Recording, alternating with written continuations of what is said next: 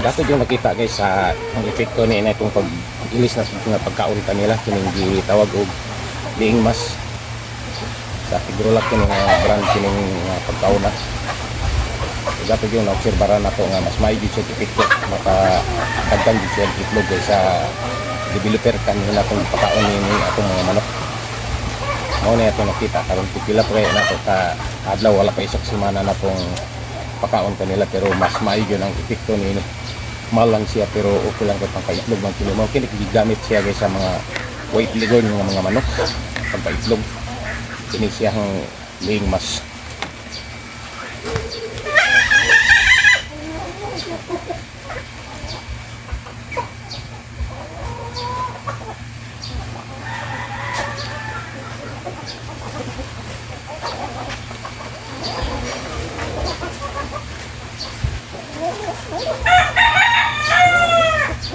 Mas mayo mo kini siya kaysa atong mga developer nga ordinaryo kay mga sustansyado man kini mga pagkauna kay ni ato mga ordinaryo rato sila mga sagaran ni ato mga daon-daon rato sa mga ipil-ipil ang dadagkan ni ato. Kini siya lain ning mga pagkauna kay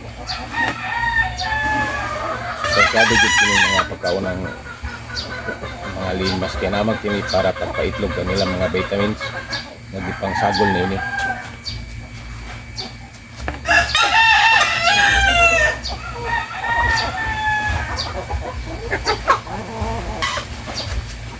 Makita dyan nato nga may dyan epekto kining mga pagkauna kasi ni atong mga pagkauna atong gipanghatag ka nato kani adto barato matod ka to minus sa epekto kini siya tambok dyan ang atong mga manok ini kay may mga vitamins man kini siya dyan gisagol na siguro sa kasako mo diferensya dyan mga 500 plus ang presyo kaysa ni atong mga developer nga atong gipakaon una nya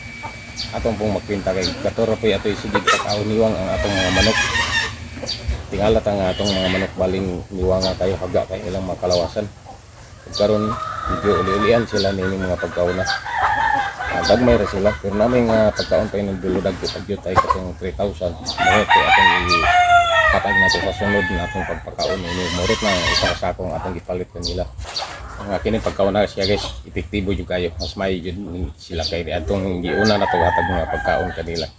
dako na kay epekto kini kay minto man ang itlog ato madayang obserbaran ug ato pong kalawasan sa atong mga manok medyo mi tambok jud sila